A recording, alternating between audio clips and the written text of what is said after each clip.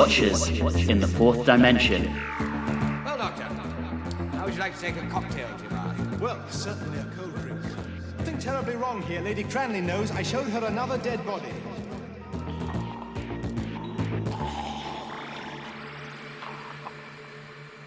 Hello and welcome back to Watchers in the Fourth Dimension. I'm Anthony. I'm Diana. I'm Julie. And I'm Riley, and a larger-than-average priest hole. Well, this episode we're going to be talking about the first two-parters since Season 12 and the first pure historical since Season 4 with Black Orchid. But before we get into that, Julie's going to take a look at the mail. Over to you, Julie. We are going to be looking at mail for 4 to Doomsday. This should be a lot of fun. Our friend Adam Wright says, I agree with the Watchers that Stratford Johns was the very best part of this story. Everything else was a dumpster fire. Nyssa was made of ditz, Adric wants to join a cult so bad, and Tegan is one-dimensional. 2 out of 10 fabulous green outfits. Again, we love your ratings. Please keep them coming. All right, I'm going to go to David Gorton. It is a bit here, but I did like a lot of it, so I kept a lot of it. Wow, don't hold back. Tell us what you really think. One thing I'm going to say here is if you think this is bad, wait until you get to what's coming in a couple of weeks. Personally, I'd say there are 2 stories in this run which are even poorer than 4 to Doomsday. Joy. Obviously, the story isn't great, but I don't think it's terrible either. Yes, it's a bog standard, straightforward alien invasion story, but nothing wrong with those from time to time. The sets are excellent. As stated, Stratford Johns gives a good performance and makes the best of the material he is given. Philip Locke as Bygone is also suitably world-weary, and the idea of a megalomaniac wanting to go back in time because he believes he is God isn't too bad of a storyline. Can't argue with the comments on the companions, though. Sarah Sutton is clearly the best actor of the 3, so it seems strange that she seems to be the one who keeps getting sidelined.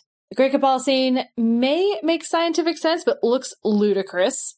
Agree. And can't argue with Anthony here. Annie Lambert is definitely very pretty.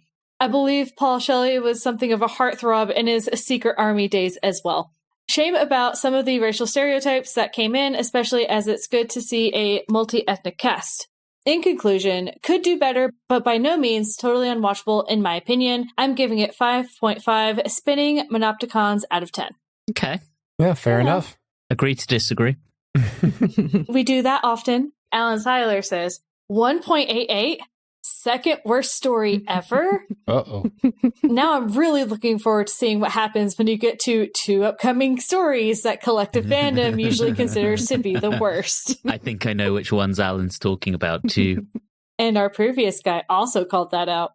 The biggest crime committed by this production is the complete underuse of Bert Kwok, I believe is how that's pronounced, who plays Finn Futu. I've seen him in films, Rollerball, 3 Bond films, and all of the Pink Panther films, but I know him mostly from a TV show called Tenko, which also starred Louise Jameson, in which he played Yamauchi, the commandant of a Japanese World War II POW camp, and he was staggeringly good in that. His talent is wasted here.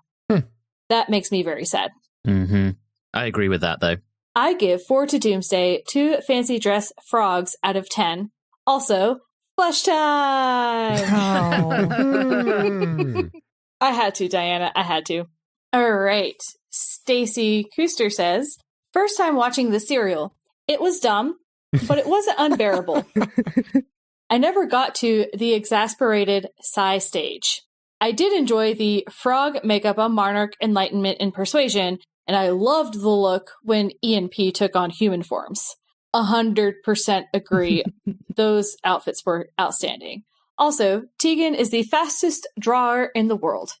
Overall, not a very memorable story, and I don't know that I'll ever purposely revisit it. But I do say, Stacey, next time, please give us your rating. We'd love those.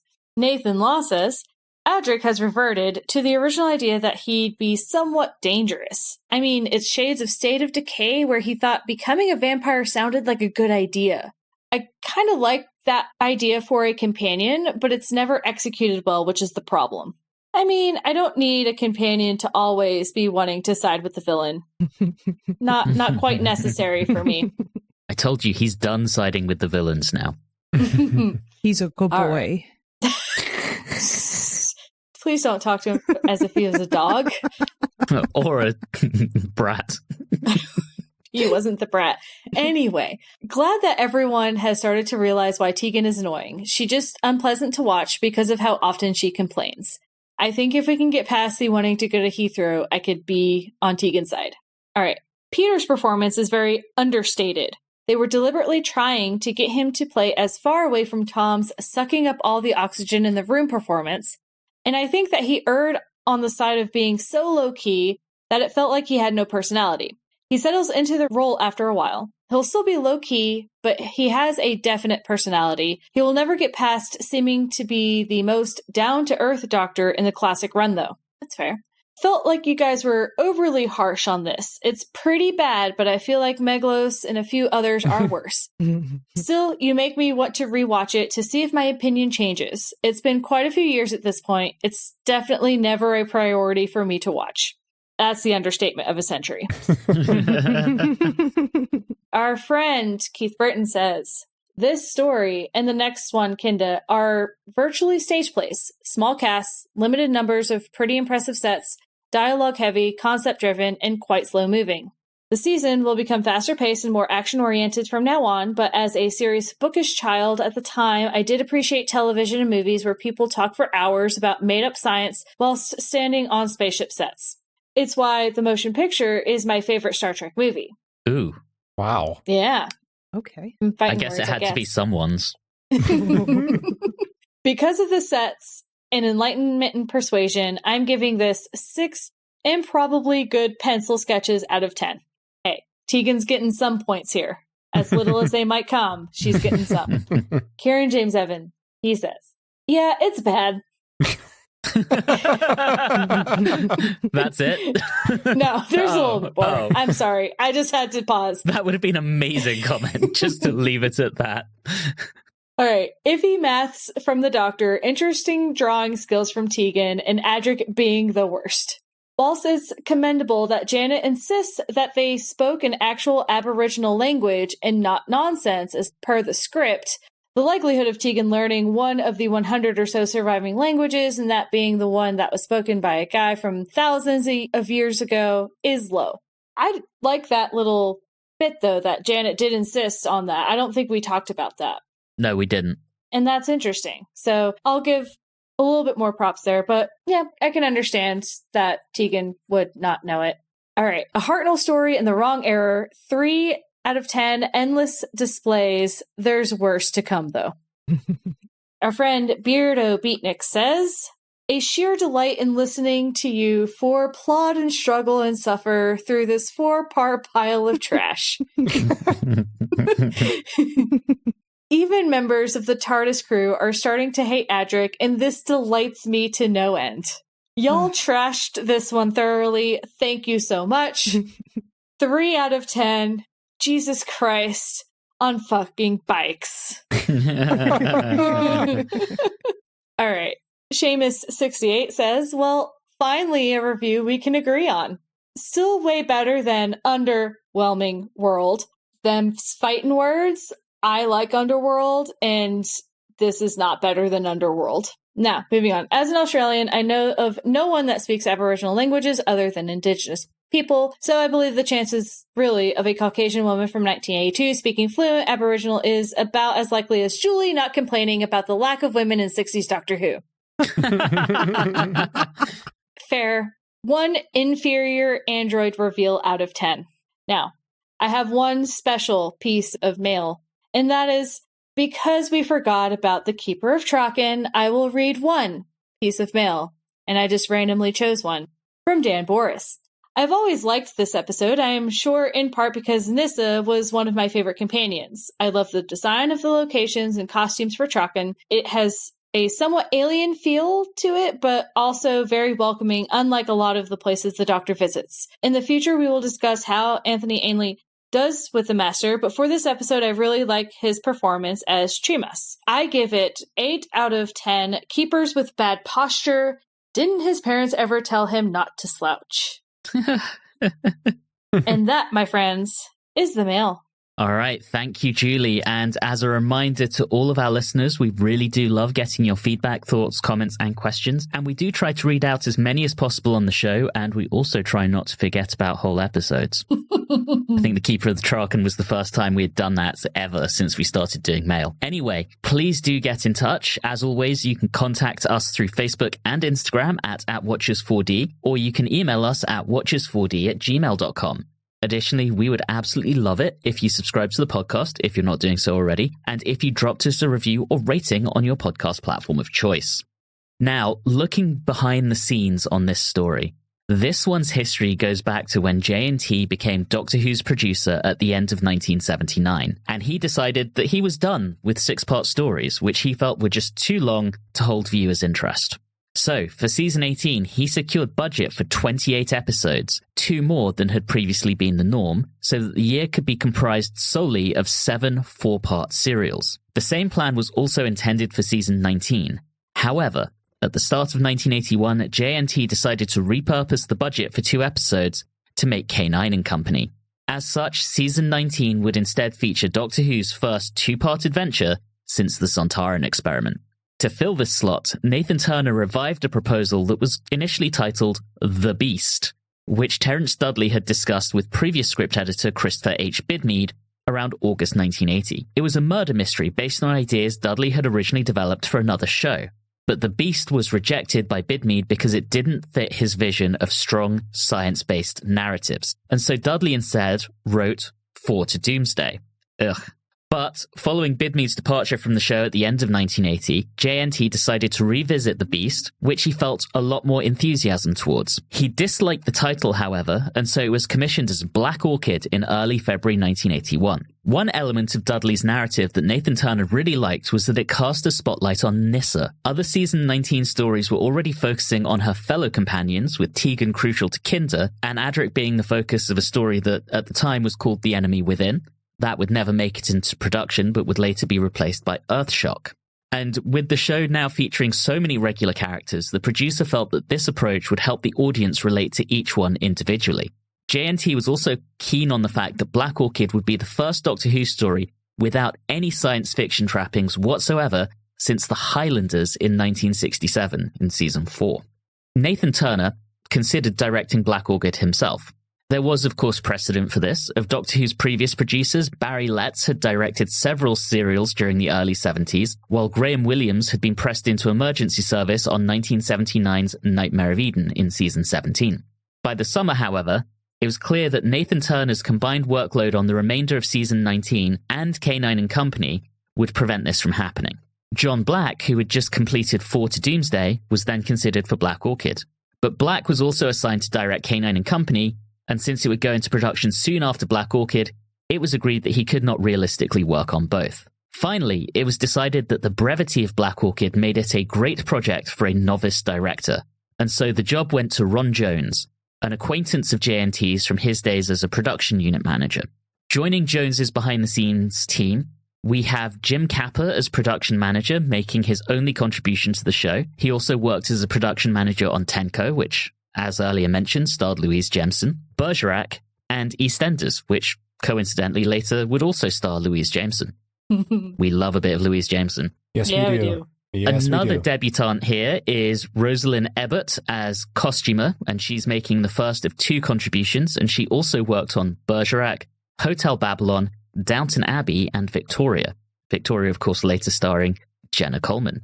And we also have a few returning faces: designer Tony Burrow, who had previously worked on both The Keeper of Traken and 4 to Doomsday, as well as composer Roger Lim, who had also previously worked on those 2 stories.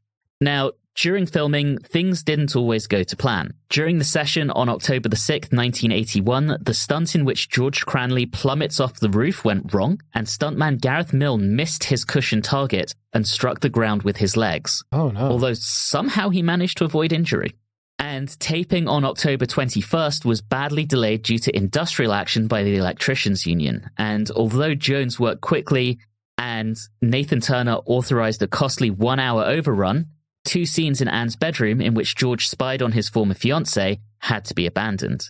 Jones subsequently tried to repair the damage by using shots of George which had been recorded the previous day. Nonetheless, Nathan Turner was impressed by how Jones had handled such difficult circumstances, and he was immediately offered the season finale, Time Flight, which had just lost its intended director. And as is the norm with this season, the final version of the story went out on 2 consecutive nights, a Monday and a Tuesday, March the 1st and 2nd, 1982. And that's behind the scenes. So with that, this episode, our short summary, is with Diana. Over to you, Diana. Well, this story opens with Tegan complaining again. Only this time it's because she doesn't want to go to Heathrow. So there's that. Headcanon absolved. The doctor gets tapped to suit in on a cricket game, which finally allows him to find himself a bit. After a whirlwind tour of everything 20s, from fancy dress to dances, we pop over to a roaring good time where, surprise, Nyssa has a twin. The local landed gentry have their eldest son, George, locked up like Mr. Rochester's wife in Jane Eyre. With a similarly progressing plotline, George stomps around, gurgling his heart out, attempting to get his fiancée back. The Doctor and Lord Charles play the hero, rescuing Nyssa and accidentally causing George to fall to his death. Everyone gets presents at the end except for Adric, because even a story where everyone gets along, they still can't let Adric have anything. Diana, I have to say thank you for mentioning Jane Eyre just already, because I already had that as a comment. Yes, I love you. Yes. All right. Well, let's talk about it. And I'm sure we'll also mention Agatha Christie at some point. Yes. But part 1, let's go. Hey, they're all in the same room together. Yeah. It's amazing. How often does that happen? Let's talk about, before we even get to that. Oh, yeah. We have Gurgle Man, as I've taken to calling him for the majority of the first 2 episodes, engaging in a fight in a corridor. And what I really like about this is it's such a good fake out, because those noises don't sound particularly human. You think he might be an alien, but he's not. I like the bit of fake out, but also the way they did the images was very disjointed, which was probably what they were going for, but I was a little confused for a bit there. I get that. And of course, Gurgle Man goes and looks in on what appears to be Nyssa. And I guess it's a good little, throw everybody for a loop there, because you're wondering what's going on. And also, the closed caption did agree with you, Anthony. They made a very strong point on there to indicate that he was indeed gurgling. So, yes, I guess he is Gurgle Man. Everyone's least favorite superhero. What's your superpower? I gurgle. I want to make a comment because it was mentioned in the behind the scenes, in that I disagree that this is focused in on Nyssa. I strongly disagree that this is focused in on Nyssa, because it's not focused on Nyssa, it is focused on Anne, who just happens to look like Nyssa. And I will die on that hill. It's not about Nyssa. Yeah, I see your point. Nyssa just happens to be identical, but the real story is with Anne. Yeah. Yeah, no need to die on that hill. You can just hang out. So Sarah Sutton gets a spotlight, even if Nyssa doesn't. Yeah. That is a better way to put it, I believe. But I do like to see her acting chops by playing both characters. Yeah, that was she's nice. Very, very good. Yes. Very good. I want to talk about, not chairs, about the TARDIS crew in the train station. Because Adric has no idea what a railway station is, but he comes across like he would probably be the ultimate train kid. He absolutely would. The Doctor always wanted to drive a train when he was a boy. Yes, me too, Doctor, me too. It's just delightful. I love the fact that we're at a train station. And I can't quite explain why, other than that childhood love of trains that most little boys seem to have. And then Nyssa has to go and say, that is the stupid way to get from point A to point B. Nyssa. Nyssa. It's because she doesn't have to live in a city without them. Well, I guess she has, but the struggle's real. I am going to London in 2 days' time, and good Lord, I am excited for trains. Oh boy, yes. Go ride your little trains, Anthony. I will.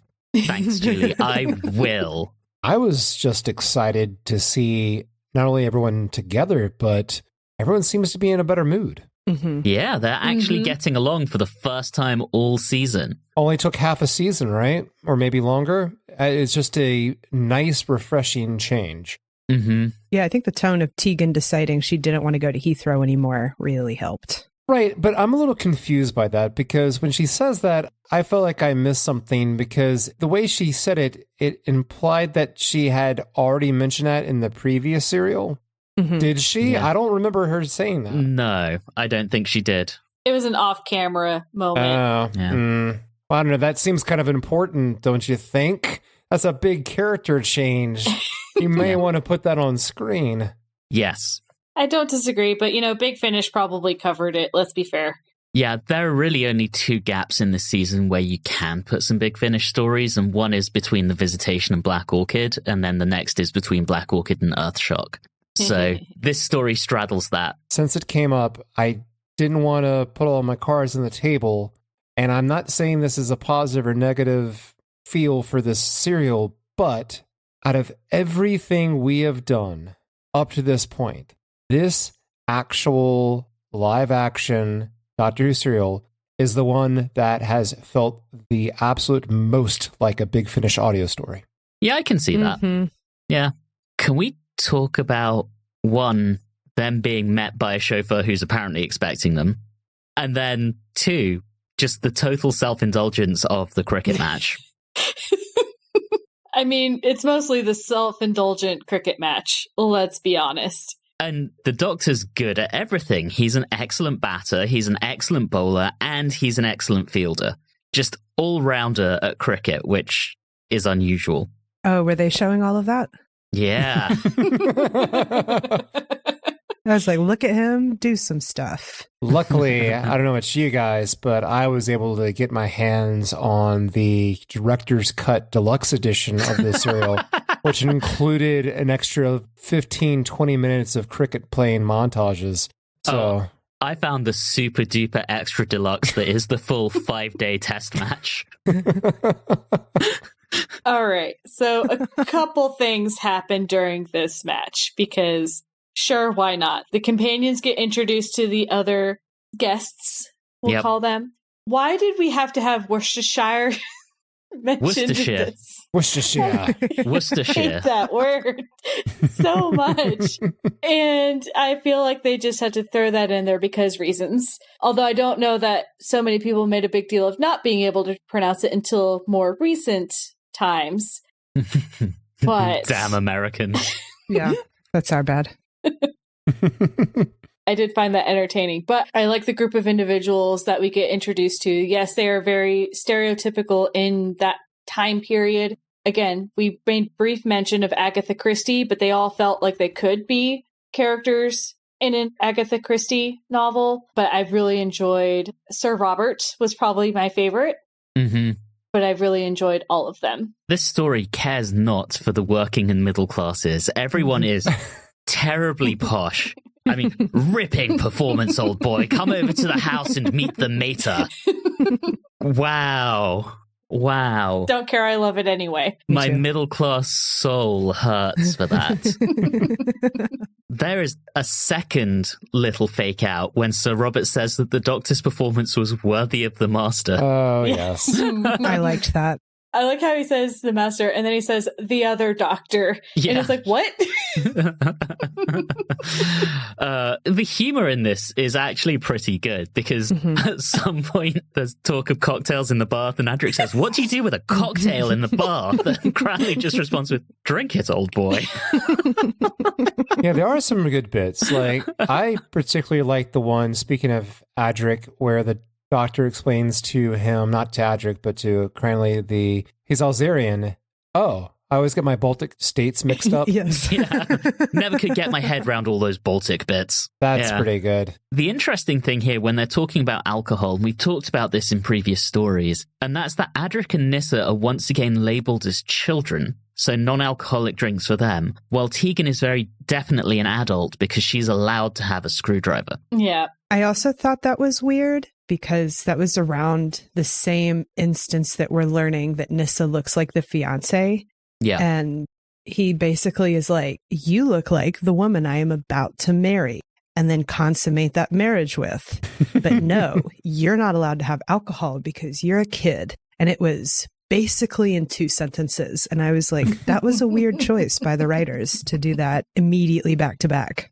Mm-hmm. Quite a whiplash. Yeah, I was. Mm-hmm. Yep. Well, of course, we have to, after a day playing cricket, we all have to have a fancy dress party. I love it. Yeah, I'm digging it. Can we have this kind of party? Everyone wearing totally ridiculous costumes and little fun music and cocktails on the lawn. I don't know. I'd have a blast. I mean, we do have that. Isn't that Dragon Con? But with maybe not 80,000 people. True. Maybe a smaller group. And very specifically that 1920s style of fancy dress where all of it is kind of horrific. So much of it is scary, even though I know it's supposed to be glamorous for the 1920s. Tegan had the best costume. Mm-hmm. I was going to say, can we talk about how good Tegan looked? Mm-hmm. Oh, Yeah. Yeah, she did. I mean, was she going as Peter Pan or a nymph or something? Was that it? I don't know, and I don't care. Okay. Sir Robert was just hitting on Tegan the entire time. Mm-hmm. It's fine. I don't know what that age gap was, but it's fairly significant. I would guess between 30 and 40 years. Yeah, I was about to say, I think you could fit a couple Adrics in that age gap. Ooh, a new unit of measurement. You know I'm not good with all those metric units of measurement, so... That's okay. Riley will do Adrics. anything to avoid the metric system, including measuring things in Adrics. It's okay. Adric wanted to remind everyone how good he was at math, that he made sure to put his badge of excellence on his costume. I noticed that. God. Oh, man. But we did get a very realistic representation of a teenage boy in which the only thing he cared about was food. I love that was about so him. Funny. It was so funny.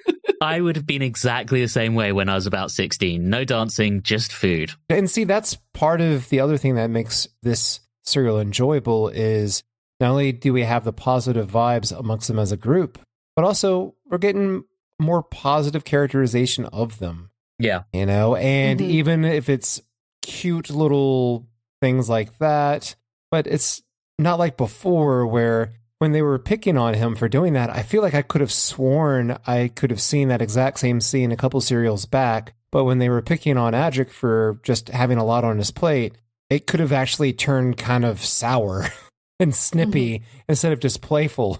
One thing I find interesting, though, is we get Tegan having the time of her life. Honestly, she could probably be left in that time period and she would thrive. Who needs to be a stewardess at Heathrow when I could be going to garden parties all day long? And Adric is obviously obsessed with food. Nyssa is an interesting one because she does dance and she's good at it and all of that. But she also questions a lot of things and asks what a lot of things mean. And I don't know, I feel like, is it just them trying to play into her alienness, or are they doing something else with that? Or am I overthinking everything? No, I don't think you're overthinking it. I think it's just to emphasize that Nyssa just isn't very interested in those kind of things. She gets more of her enjoyment through, I guess, hard science, while the other two were out there dancing and drinking and eating, so more basic pleasures. I think for her, though, it's kind of like if I go to a reenactment, I'm digging it, but I'm also asking questions about the culture norms and the context and all of that stuff. And I think that that's just kind of what Nyssa is. I think she's just a pure nerd in a different element. And so she just tries to gather up all the information that she can. She's still having a good time, but part of her good time is also understanding why do you want to go on something you're calling a train. I just found it interesting and a little different than what we got to see in the past just because of the way the story is laid out. Okay. And I think that's because there's no imminent danger. Yeah. And in this, everyone's having a great time. Tegan's having a great time dancing. Adric's having a great time eating. And Nyssa and Anna having a great time pretending to be each other. The only person who's not is the doctor, who's just lost in the house. Although we do get to see him in, I wouldn't say it's a complete state of undress, but like they had that V going down real far for the Doctor. Look, he finally showed up as the dish of the day. He was looking good in that dressing gown. I'm glad I'm not the only one, Diana. It's funny how this two-parter, how much time is spent in the first half just everyone having a good time. And then the second part comes around, and of course we have a conflict and we have problems, but also it just becomes very weird. Just very, very weird. And looking back at it through both of them, I just feel very happy to have watched part one, just so I can have seen this crew enjoy themselves and have a good time. I feel like I've never seen that. Mm-hmm. Yeah, I would agree with that. And this is probably, slight spoiler, the only time we're going to see this entire group having a good time. Yikes. Wow. Yeah. Let's talk about the Harlequin, because a big song and dance is made that that's going to be the Doctor's costume. And, of course, Gurgle Man steals it, dances with Nyssa/Anne, we don't quite know who it is at this point, and then leads her into the house, gets a little forceful, murders a servant, and then once Anne/Nissa's passed out, he just looms over her gurgling, and that's the cliffhanger. I mean, I pretty much called that it was Anne because I didn't think that Nyssa would pass out from that. Exactly. Yeah. Exactly. All right, part 2. Let's talk about it. Well, I would like to bring up the fact that I thought was very, very humorous but disturbing. And that is, as the Doctor is just lost in the house, secret doors, this and that, he comes across the body in the cupboard. And then he runs into the lady of the house and Latoni, who at first I was confused with because the whole lip thing, I guess that is Brazilian, but I guess there's other cultures that also do that as well. Sorry, Riley, on that, I found it very funny that they kept referring to him as the Indian, which, you know, little faux pas these days. But the actor who played him was born in Karachi, which now is in Pakistan, but when he was born, it was still British India. So you have an Indian playing a Native American who is referred to as an Indian. There's one culture group in Brazil where they even almost got the name right that uses lip discs, but they're mostly identifiable with places like Ethiopia. Yeah, that's what I was thinking. Well, when the Doctor shows them the body in the cupboard, did anyone else find it odd that even the Doctor was fine with like, I guess we'll clean that up later? What? It's a dead person. Show some damn respect. It's a human being. At least get him out of the cupboard. I know. Like, what the hell is that? Like, we'll just leave that for another servant to clean up later?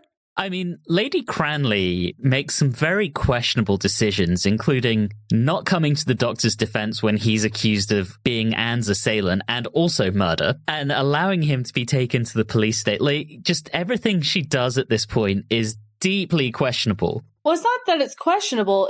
She's doing it because she's trying to keep a secret. So it's not really a questionable thing. It's just that she's keeping a secret. Yeah, she's got different priorities. Yeah, her priorities are shifted. I don't know, I call it questionable because from her perspective, that's the only thing you can do is to keep the secret. And that's kind of playing it to an edge there because, sure, she wants to keep the secret, but how far is she willing to let the Doctor take the heat on this all the way to a conviction? Because I feel like she's debating that. She did say that nothing would happen to him because he was innocent. She made that statement. I don't know how she was going to get around that by the actions she was taking, but she didn't seem to want to actually do harm to the Doctor. Well, I think not that there's like terribly a whole lot of foreshadowing here because it's only 2 parts, but I think that they had her dress up like Marie Antoinette very intentionally, which is to, really play up that like the posh will do what the posh do, and that is to protect the family over absolutely anybody, protect the lineage. It's the oldest son. That is a great observation, Diana. I love that. Thanks. As we mentioned, there's the reminder of Jane Eyre and the lengths that man went to, Miss Rochester went to keep that secret. was crazy. But from his perspective, that's the only thing you can do. We think of it as being a very bizarre thing because no one with our upbringing would think that that is the right thing to do. But these posh people, man, they can't have those stories come out. The shame of your eldest son having all of that glory and then becoming a gurgler, you know? You'll never live down the shame. Yeah, maybe he's not Gurgle Man. Maybe he's the gurgler. The gurgler. Oh, from superhero to supervillain. I like it. Yeah. This story does treat the disabled really badly. Oh, yes. It's quite uncomfortable at times. And I get it. It's a pre-latter half of the 20th century attitude of we have this disfigured child. We're just going to lock him away so no one knows and we're not. I mean, the royal family has done it in more recent times than this. So it's really not that outlandish of a thing to think about. It's just that, again, they like to keep it hidden. I'm sure people still do it today. I keep you all locked in my basement with the exception of Diana, who's in Texas and wearing a collar. Yeah, I was going to say I have a collar on, so don't worry about it. But I was also going to say that I think, especially in the early 1980s, I don't think you're really going to have many attitudes that are very different from that even then, where people may be more open to talking about it, but not if it's their own family. They're probably going to keep it under wraps because in the 80s, it was still a pretty high stigma. Yeah.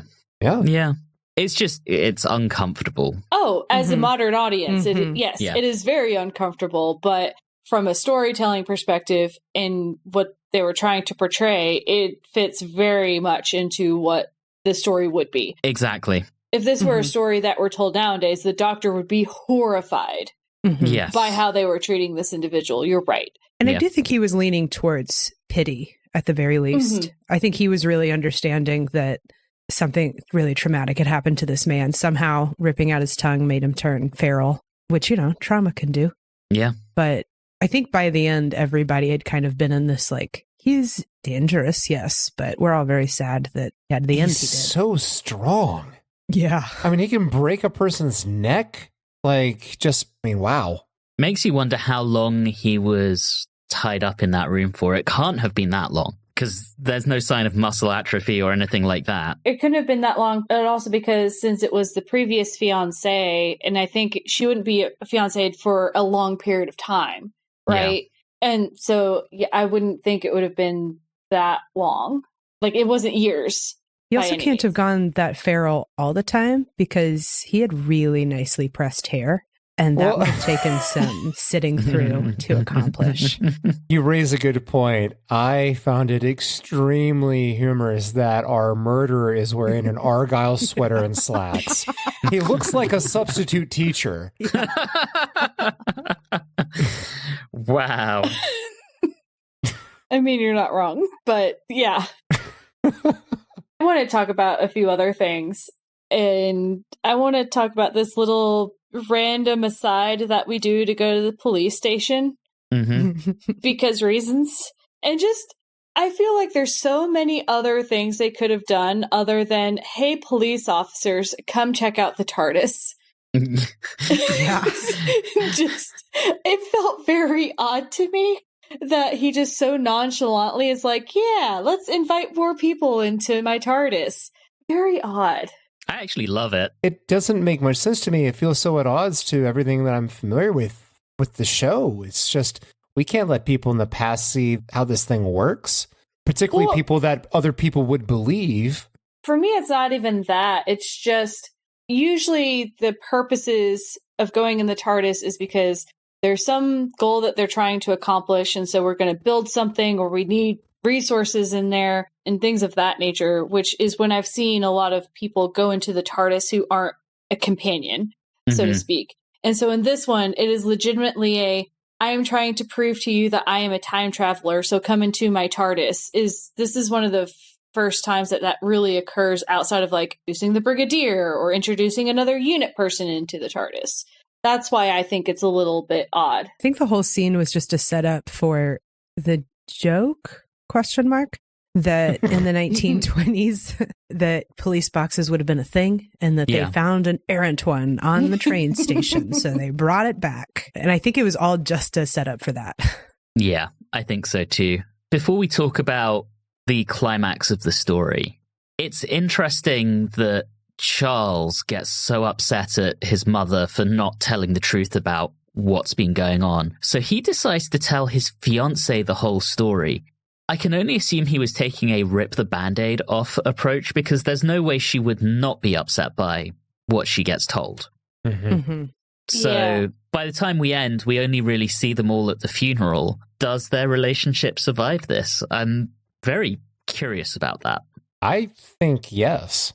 I really do, because it was mentioned earlier, those wealthy people, they tend to stick together. Yeah. Yeah, so. And they make a comment in the beginning of the first episode where Mom says something to the effect of, we really have to keep her in the family. And so I imagine she is a wealthy heiress with no brothers. Right. We're landed gentry. We don't have the money. We really need the money. Before we move further, I wanted to go back before the doctor is sent to the police station. Oh. So when the doctor is trying to explain himself and he leads everyone to the body in the cupboard and the body isn't there, and everyone thinks he's a liar and that he's the one who murdered the servant downstairs at the base of the stairs, why not at that time, to prove that there was another body, why not just do a servant head count? How many servants do they have? Is that a problem? They literally are dropping like flies here. Obviously, one murder that I guess they would just assume that he had killed the other one too for no reason. I felt like the serial, and maybe this is the point, but no one seemed to really care about the servants dying. So the thing with that, though, if you think about it, the person who's actually going to know all the number of servants and who the servants are is going to be the lady. It's not going to be Cranley. It's going to be her. She's running the house. And so she's doing whatever she can possible of making sure the secret doesn't come out. So she would lie. And that's it. And that nurse would have been kept secret anyway. I don't even know how many people are truly aware that Latonia even exists. I don't think it's many. I think it's Lady Cranley and maybe her son. And honestly, with Charles, I don't know how much he actually knows. I think he's aware, but that's about it. And certainly by the time he finds out about it, he's pretty annoyed. And by annoyed, I mean he's very angry. And we have our TARDIS crew cleared of being the murderers because the other body is discovered. And I guess it's because Cranley called in and said we have another body. And so they go back in and boom, the gurgler is back. The gurgler. I feel so bad for Latonia, man. He was spending his life just to take care of this person for the rest of their horrible life, and he just was going to sit there and read a book, and he gets killed. Come on. And he refers to him as my friend. Yeah. Like he cared about this man. Well, and the fact that they dropped at the end that man was the chief of a neighboring tribe, that was the most important man in the house, arguably in the county. And just to have him playing nursemaid, it was just so gross. Yeah. But hey, let's light up the house.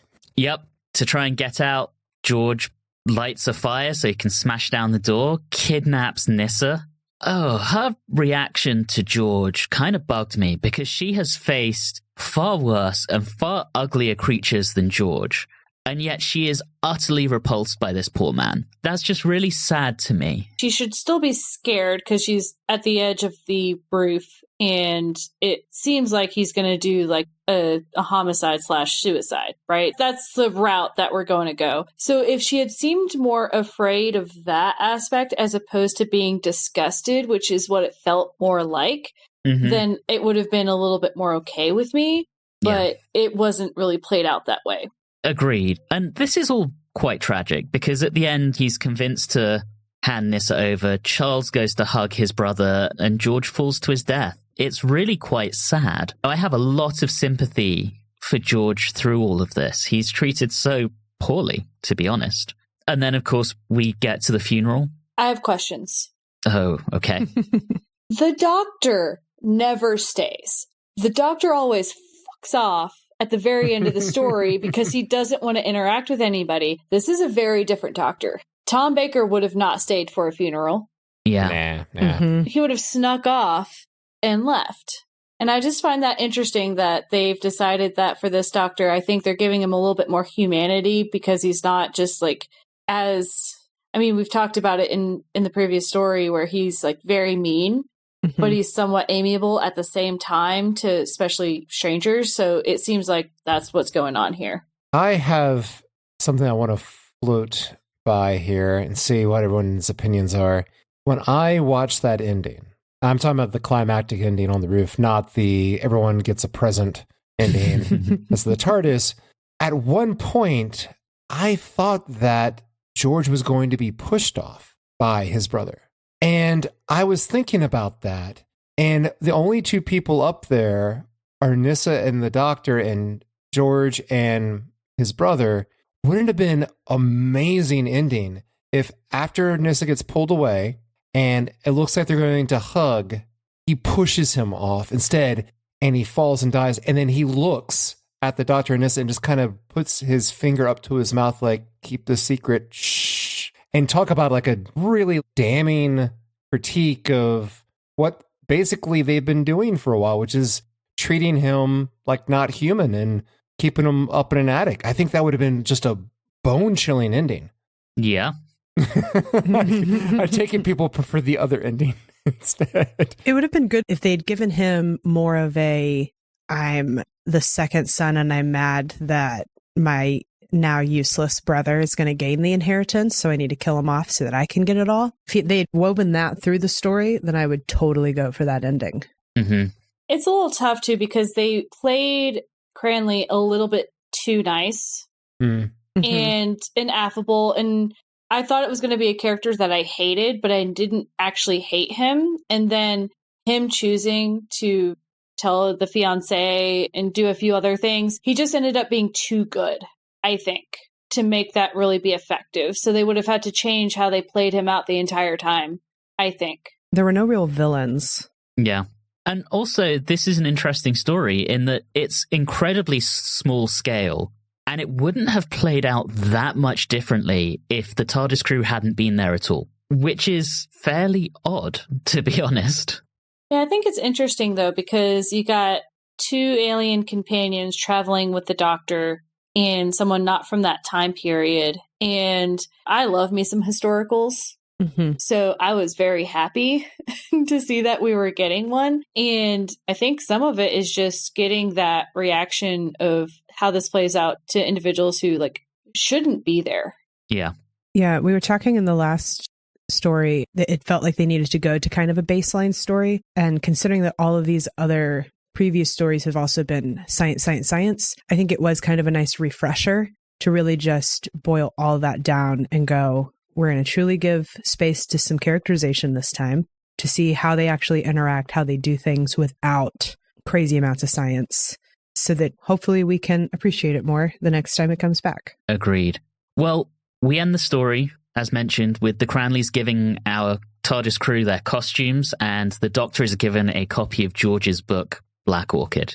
And that's the end of the story. So, running metrics. I've got nothing for the camp count. Any nominations? No, nothing. No camp. First time this season. I didn't catch any I'll explain laters. No. And there were no jelly babies. For the first time in a long time, well, first time since season 18, we have a clean sweep of zeros on our running metrics. So with that, let's go ahead and rate this one. And Julie, you get to go first. I knew it. I liked it. It was a nice little clean two-parter. I think there are places for two-parters, and I think you can do a lot of things with them despite the short runtime.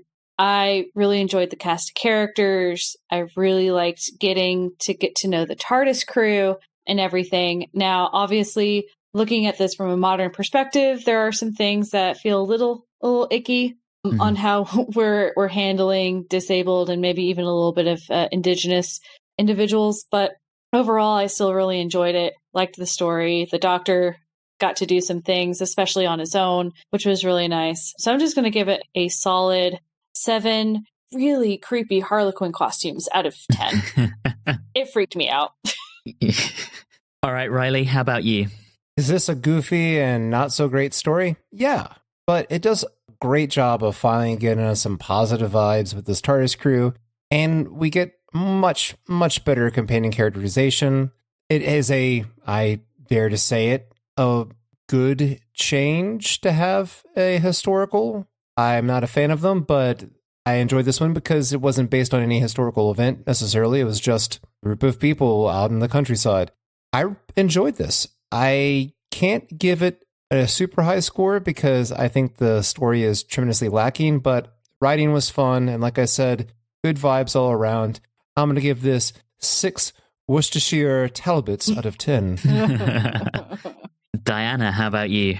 So I really enjoyed it. I had a great time. It helps that this is an era that I particularly love. I'm all about some Edwardians. I think they're ridiculous and I adore them. And so I really liked the play and all that. I even really liked the cricket stuff, even though I had no idea what was going on. I really appreciated the action shots. And I was like, look, it's a sport. Isn't that cool? People are really enjoying themselves. And the treatment of disability and Indigenous people is definitely disappointing, but I hate that I still really love the story despite how poorly they treated those 2 men. So I'm actually giving it a 7.5 out of 10 delightfully unexpected afternoons. Ooh.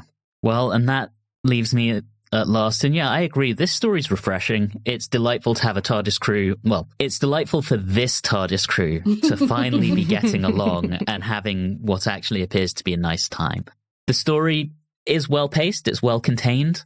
It's a 2-parter. It doesn't outstay its welcome. There have been stories this season that I have felt have really dragged. This wasn't one of them. Yes, there are some issues, as Julie said, looking at it with a modern eye on how the disabled are treated and how Indigenous peoples are treated. But equally, this is very period accurate. It's not Talons, where you have a white man in makeup playing a Chinese man with a fairly stereotypical performance, right? This is not done like that. It does feel period accurate, and so it gets a lot more of a pass from me. And Sarah Sutton acts her socks off. I'm with Diana on this one. 7.5 lip plates out of 10.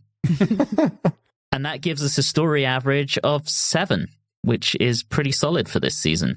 So that brings us to the end of this episode. We will be back next time to discuss Earthshock, which I think will be quite an interesting discussion. But in the meantime, as always, dear listener, thank you so very much for listening. And as always, have a good one.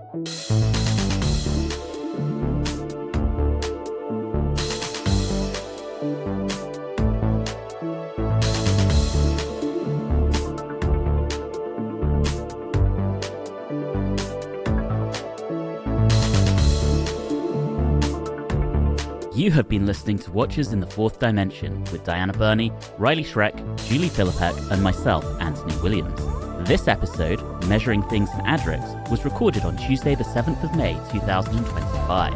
If this is your first time listening into the show, all of our previous episodes are available wherever you like to get your podcasts. You can interact with us on Facebook and Instagram at Watchers4D, and you can also email us at watchers4d@gmail.com. If you're enjoying the show, please do subscribe and consider leaving us a review or rating on your favorite podcasting app. All of those things really do help the show. And always remember, if you find yourself with a mentally disturbed and physically disabled relative, it is absolutely best practice to lock them in a secret in-law suite on your family estate.